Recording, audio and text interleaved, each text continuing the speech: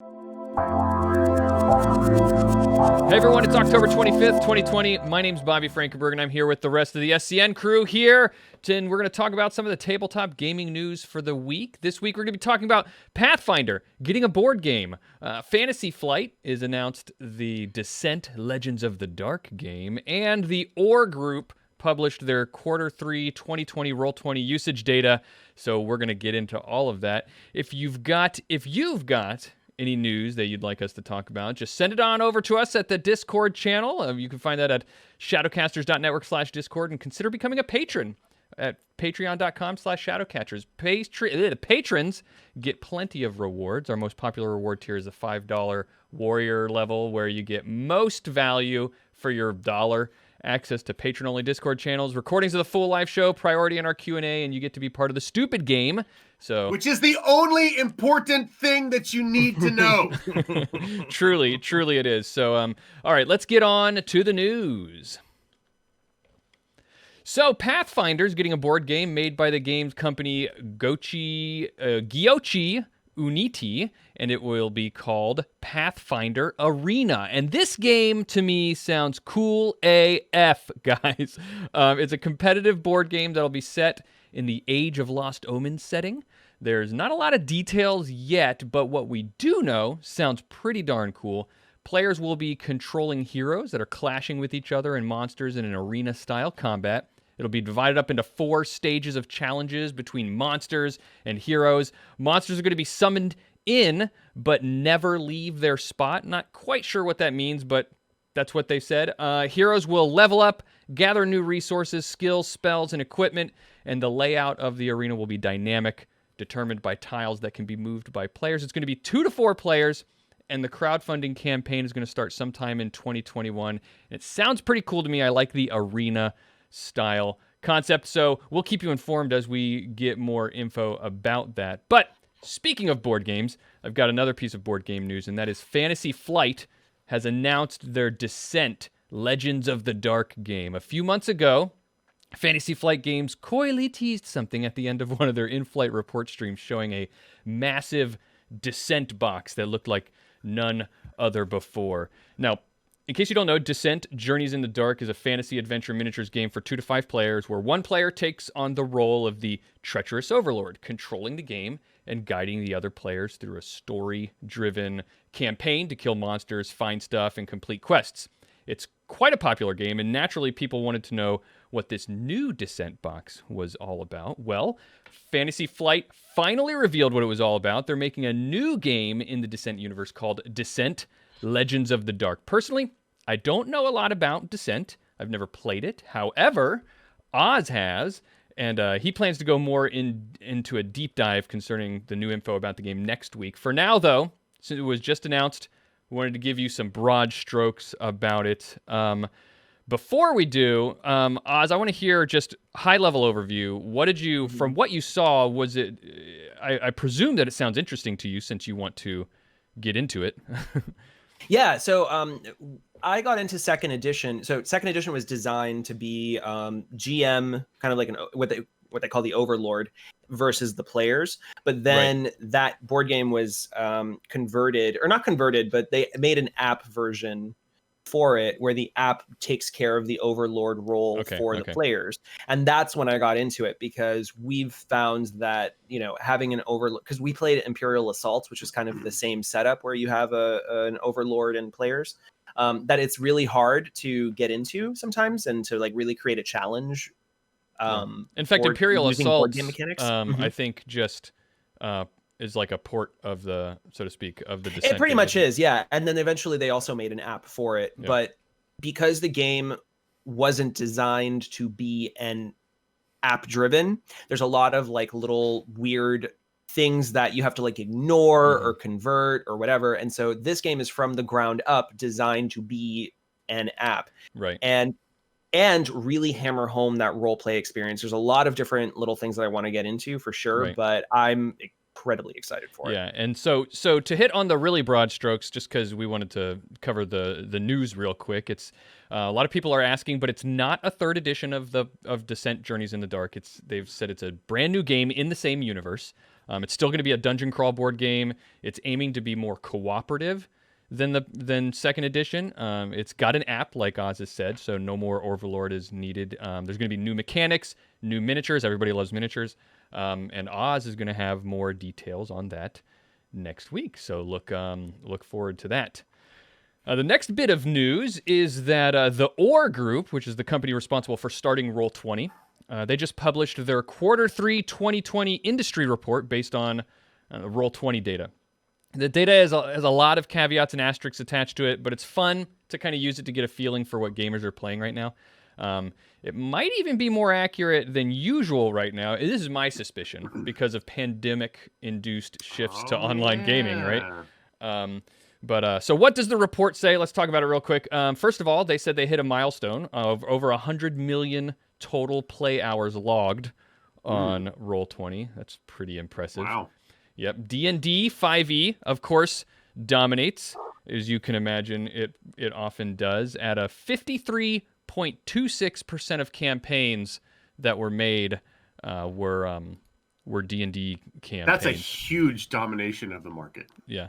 It's just over half of the people who are playing games are playing D&D on Roll20. At least the campaigns that are tagged as that game when you set up a Roll20 campaign. Sure. So we've also got Call of Cthulhu has been growing through the year to 11.3%. So that's good. So that's the next one down. You've got Call of Cthulhu, really? Yeah, that's the next one down right now.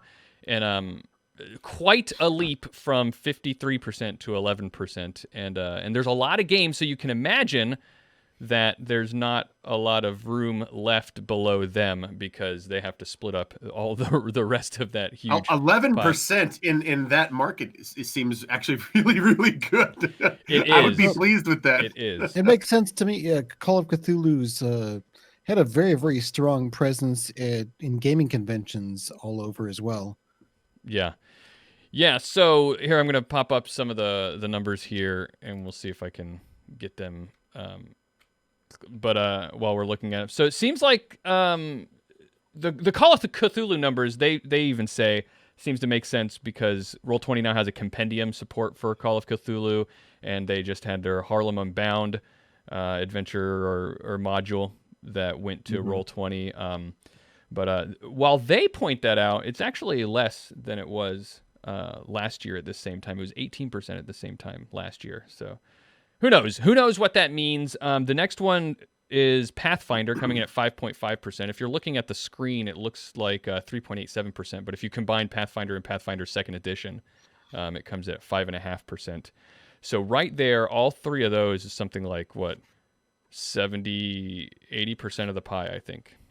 Shadowrun doesn't even make the top, 10? So Shadowrun is on the list. They have some data all the way down on their site, which lists basically everything. And once you get below D&D 3.5, which has 1%, it's all below. It's all sub 1% numbers. And Shadowrun comes in at 15th at 0.42% of campaigns being Shadowrun, which is right around Blades in the Dark and Dungeon World and Fate. So. Interesting stuff. Star Wars and Starfinder are in there as well, and yeah. So, are there any games that you're surprised not to see in that higher up in that list? Cyberpunk, probably.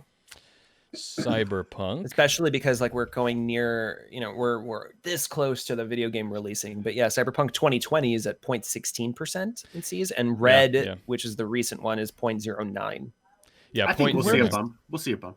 Where does Savage World sit? Is that showing up on there? Yeah. Savage Worlds comes in at 0.47%, above Shadowrun, but just above, just a couple of notches above Shadowrun. The uber dark art punk Morkborg rounds out the breakouts as the 89th most popular title on Roll20. Yeah, it's a leap from 79 games. Oh wow, yeah, in Q3. So yeah, so it's pretty good. Okay, so we know when we launch our RPG, 89th is the bar to hit. Yeah, I'll take it. Yeah.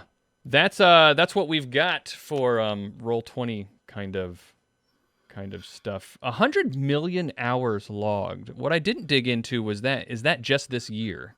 They didn't say. They just said it was 100 million hours. The way you said it made it sound like that was like total hours played since Roll20 started amongst all games, which it sounds like a lot of time, but it's also been around for a while, and there's a lot of people using it as a free Yeah, service. I just looked. I joined Roll20 back in 2014, I think. So it's been around for a while. I mean, how many people? If 1 million people played it, and they played for 100 hours, like that's reasonable, right? I mean, over. Well, that would be 10,000. 1 million divided by 100 is 10,000. Yeah, I don't know, whatever.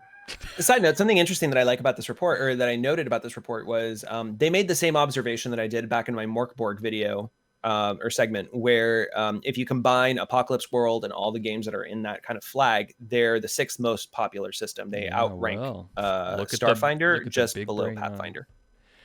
Yeah. You're right. They did note that all of the Apocalypse World stuff is sort of it's a lot more popular than maybe we commonly give it credit for, because it's so many different games, you know.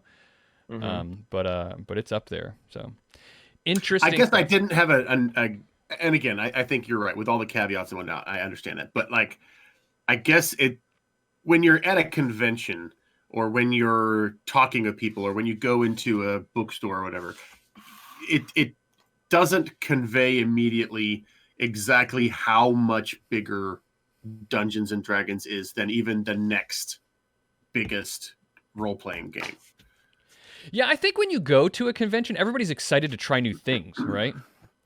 Yes and no. I mean, like, yes, they of course are, but like, my point was that, like, the D&D booth is not significantly bigger than the Catalyst booth, like, especially like at certain conventions, right? I mean, so yeah, if we imagine this being like a share of the dealer's hall at Gen Con, over half of the dealer's hall would be just D&D stuff. Yes, okay, right, like, so like affiliate type stuff, right? Like, not necessarily Wizards of the Coast, but like they're in their orbit. That makes sense. Yeah. Well, those are just some of the things going on in the world of tabletop this week. If you know of some other news stories you'd like us to discuss, then you should head on over to our Discord server at shadowcasters.network/Discord. We've got a channel there for suggesting news items or nude items. Please don't actually put nude items in that. You'll be banned. It's against the rules, yeah. But you can email the nude items to contact@shadowcasters.network. We won't ban you for that. Consider. Oh no! What have you? What did you just do? I feel like I've made a terrible mistake. Bobby's like, I haven't had my fill of weird gamer nudes. Yeah. I'm glad that you manned that one and not me. All right. Consider becoming a patron over at patreon.com/shadowcasters. Definitely subscribe to the channel.